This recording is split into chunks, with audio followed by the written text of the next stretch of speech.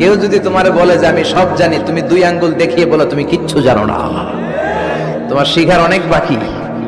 জাননেওয়ালার উপরও জাননেওয়ালাও আছে, ঠিক কিনা? এজন্য আমরা যেন বিনয়ী হই।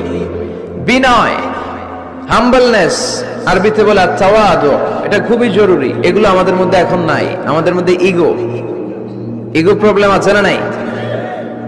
অহংকার, জেলাসি, অ্যারোগেন্স, এগুলো থেকে সম্মানিত ভাইয়ের আমাদেরকে বেরিয়ে আসতে হবে। দেখবেন সমাজে যারা খুবই হাম্বল, বিনয়ী, তাদেরকে সবাই পছন্দ করে না?